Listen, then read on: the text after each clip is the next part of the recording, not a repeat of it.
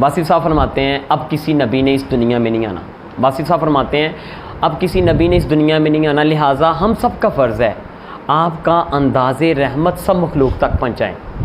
अंदाज़े रहमत सब मखलूक तक पहुँचाएँ। वो अंदाज़े रहमत सब मखलूक, उसमें सिर्फ इंसान ही शामिल है, उसमें एक छोटी सी चूंटी भी शामिल है, उसमें एक छोटा सा पौधा भी शामिल है, उसमें कोई जानवर भी शामिल है। फरमा रहे हैं अब किसी नबी ने, हमारा अक़ीदा है ना आपके बाद कोई नबी, ऐसे ही ना बेटा, कोई नबी नहीं आएगा। वासिफ साहब फरमा रहे हैं आपका अंदाज़े रहमत सब मखलूक तक पहुँचाएँ। वो अंदाज़े रहमत माइकल हार्ट 1779 में एक बुक लिख रहा है दी 100। उसने दुनिया के अजीम लोगों को इकट्ठा किया, उनकी बायोग्राफी को इकट्ठा किया, बुक लिख दी दी 100। दुनिया के 100 अजीम लोग, उनकी तारीख, उनकी बायोग्राफी। अब उसने जब ये 1779 में बुक लिखी, सबसे पहले जो इसमें ग्रामी लिखा, वो इसमें ग्रामी लिखा इसमें मोहम्मद मुस्तफ़ा सल्लल्लाहु अलैहि वसल्लम। लोगों ने कहा तुम तो गैर मुस्लिम हो, तुम तो गैर मुस्लिम हो। आपने जो बुक शुरू की है उसमें जो सबसे पहले टाइटल, उसका जो टाइटल है, उसके बाद बुक में सबसे पहला जो इसमें ग्रामी लिखा है, तुमने जो बुक शुरू की है इसका जो सबसे पहले इसमें ग्रामी है, यहाँ का जो सबसे पहले इसमें ग्रामी है वो इसमें मोहम्मद मुस्तफ़ा सल्लल्लाहु अलैहि वसल्लम है। क्यों? आप तो गैर मुस्लिम हैं। माइकल हार्ट कहते हैं कि मैंने दुनिया के अजीम लोगों को स्टडी किया है, मैंने किसी में ये बात नहीं देखी, मैंने किसी अजीम इंसान में ये बात नहीं देखी बेटी आती है बेटी के लिए खड़े हो जाते हैं।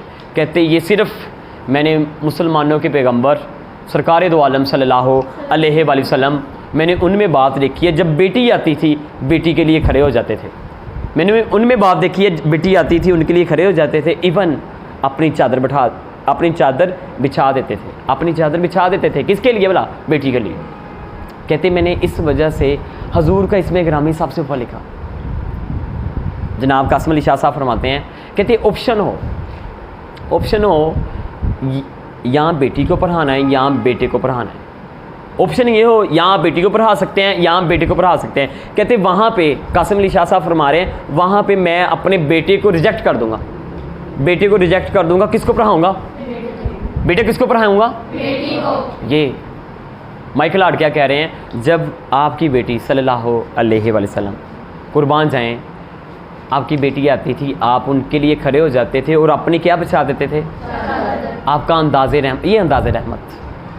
वहाँ पे बेटियों को जिंदा दरगोर किया जा रहा है और आप अपनी बेटी के लिए खड़े हो रहे हैं। आपका अंदाज़े रहमत सब मखलूक तक पहुँचाए। आपका अंदाज़े रहमत।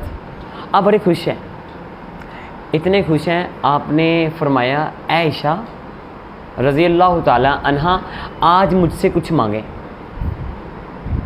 उम्मत की माँ, उनको सरकार दो आलम सल्लल्लाहु अलैहि वसल्लम फरमा रहे हैं आयशा आज मुझसे कुछ। आपने अर्ज़ की हुजूर मैं आपसे मांगने से पहले एक मुशावरत ना कर लूँ? आपने फरमाया हाँ कर लें। आप अपने अब्बा के पास आई, जनाब हज़रत अबू बकर सिद्दीक़ रज़ी अल्लाह ताला अन्हु, उनके पास आई, आकर अर्ज़ की कि आज आका फरमा रहे हैं कि आयशा आज मुझसे कुछ मांगे, तो मैं आका से क्या मांगूँ?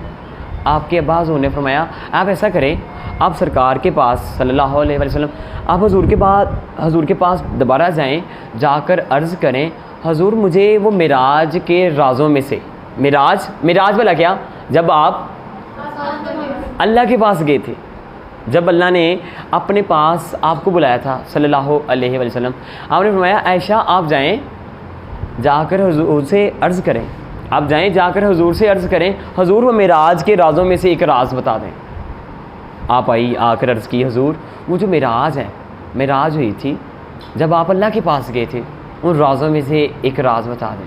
हजूर ने फरमाया सल्लल्लाहु अलैहि वसल्लम, आपने फरमाया आयशा जिस आदमी ने, जिस इंसान ने दो टूटे हुए दिलों में, जिस आदमी ने दो टूटे हुए दिलों में, जहाँ पे झगड़ा था, जहाँ पे नफ़रत थी, वो एक दूसरे को बुलाते नहीं थे, झगड़ा था, उनमें सुलह करवा दी, दो दिलों को जोड़ दिया, दो दिलों को मिला दिया, उस पर जन्नत वाजिब है।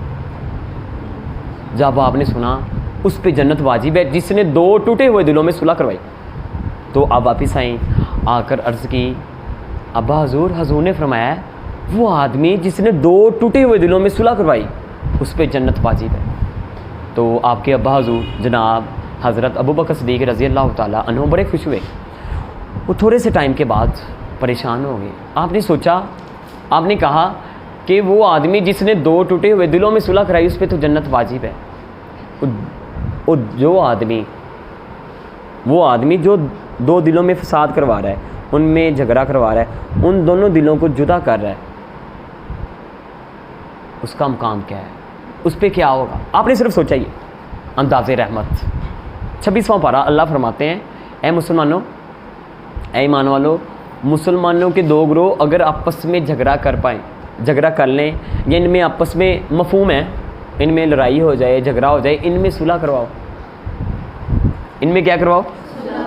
बेटा आपको अगर पता चल जाए, मेरी फ्रेंड्स, मेरी क्लास फेलो, मेरे मोहल्ले में मेरे रिलेटिव्स, वो 2 लड़की ना आपस में, 2 बहनें, 2 फ्रेंड्स आपस में एक दूसरे को बुलाती नहीं है, बेटा वहाँ पे आप क्या करेंगी? बेटा क्या करेंगी?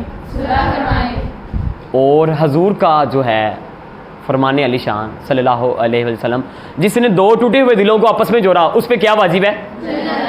अंदाज़े रहमत। वासिफ साहब फरमाते हैं, अब किसी नबी ने इस दुनिया में नहीं आना, लिहाजा हम सब का फ़र्ज़ है आपका अंदाज़े रहमत कहाँ तक पहुँचाएँ? सब मखलूक तक। बेटा कहाँ तक पहुँचाएँ? अंदाज़े रहमत। अंदाज़े रहमत सरकार दो आलम सल्लल्लाहु अलैहि वसल्लम, गर्मियों के दिन एक औरत जो दीवानी है, पागल है, हजूर उससे बातें कर रहे हैं, धूप है, हजूर उसकी बातें सुन रहे हैं, वो बातें कर रही है, हजूर उसकी बातें सुन रहे हैं। सहाबा देख रहे हैं कि हजूर उसकी बातें सुन रहे हैं जो पागल है, दीवानी है। जब वहाँ से हजूर तशरीफ़ लेकर आ गए, अर्ज़ की या रसूलल्लाह सल्लल्लाहु अलैहि वसल्लम, आप उसकी बातें सुन रहे थे जो पागल है, दीवानी है, उसकी बातें सुन रहे थे आप? आपने फरमाया मैं ना उसकी सुनता। फिर आपने फरमाया बीबी जब कभी आपका दिल किया करे, आपको फील हो कि मेरे दिल पे ना बोझ सा है, आप आ जाया करना, मैं आपकी बात सुन लिया करूँगा। आपका अंदाज़े रहमत कहाँ तक पहुँचाएँ? ये अंदाज़े रहमत। आपने उसकी बात सुननी है जिसकी कोई नहीं सुनता। मैंने एक चीज़ देखी है, दरमियान में एक बात आ गई है। मैं कॉलेज में गया, वहाँ पे सर मुझे मिले, कहते बेटा यहाँ से ना एक बुज़ुर्ग गुज़र रहे थे, बाबा जी। वो मेरे पास आकर बैठ के, मैंने ना उनको इज़्ज़त दी, वैल्यू दी, इम्पोर्टेंस दी। मेरे पास आकर बैठ के मेरे साथ बातें करने लग पड़े। बातें करते रहे, काफ़ी टाइम स्पेंड हो गया। कहते मेरे साथ ना मेरा स्टूडेंट बैठा था। जब वो बाबा जी चले गए ना, स्टूडेंट ने कहा सर मेरा ना आपसे गिला है, मैं आपसे शिकवा कर रहा हूँ। कहते जी किस बात का? कहते ये जो बाबा जी हैं, इतने इल्म वाले हैं, इतनी मोहब्बत वाले हैं, इतना मुकाम है इनका, और आपने कभी इनका तारुफ नहीं करवाया, ये कौन है? कहते बिलीव करें मैं नहीं उनको जानता। कहते फिर वो आपके साथ इतना टाइम कैसे स्पेंड कर गए हैं? कहते मुझे ऐसे लग रहा था वो बाबा जी कुछ बताना चाह रहे हैं, अपना दिल का बोझ जो है ना हल्का करना चाह रहे हैं। जब मैंने उनमें देखा ना उनकी तबीयत में ये चीज़ है, मैंने उन्हें इज़्ज़त दी, वैल्यू दी, उन्हें पास बैठा लिया। वो घंटा ना बातें करते रहे, अपना जो दिल है उसे हल्का करते रहे। यहाँ पे आज बताने वाला है, सुनने वाला आपने उसकी सुननी है जिसकी कोई। हजूर फरमा रहे हैं आपका अंदाज़े रहमत सब मखलूक तक पहुँचाएँ सल्लल्लाहु अलैहि वसल्लम। आप फरमा रहे हैं मैं अगर उसकी सुनता फिर। बेटा आप लोगों ने लाइफ में कोई ऐसी फ़ीमेल जो बात करना चाहती है, अपना बोझ हल्का करना चाहती है, आपने आका की वजह से, कि मेरे आका ऐसे लोग जिनकी कोई नहीं सुनता था, आप उनकी सुनते थे, आप उन्हें उनकी बात सुननी है? जी बेटा इंशाल्लाह आपका अंदाज़े रहमत सब मखलूक तक बन जाए। अंदाज़े रहमत पे हैं हम। हजूर का आज जो है, कल इंशाल्लाह सरकार दो आलम सल्लल्लाहु अलैहि वसल्लम आपकी आमद पाक का जो दिन है, तो इस हवाले से हम बात कर रहे हैं अंदाज़े रहमत। हजूर तशरीफ़ फरमाया, आप ना सहाबा मौजूद हैं, ऐसे खड़े हो गए। जब खड़े हुए ना, उन्होंने अर्ज़ की या रसूलल्लाह सल्लल्लाहु अलैहि वसल्लम आप खड़े क्यों हुए हैं? सामने जिनका जनाजा गुजरा है, किसी का जनाजा गुजरा था, हजूर खड़े हो गए। उन्होंने कहा हजूर आप क्यों खड़े हुए हैं? वो तो गैर मुस्लिम है। आपने फरमाया चाहे वो गैर मुस्लिम है, इंसान तो है। चाहे वो गैर मुस्लिम है, इंसान तो है। आपका अंदाज़े रहमत कहाँ तक पहुँचाएँ?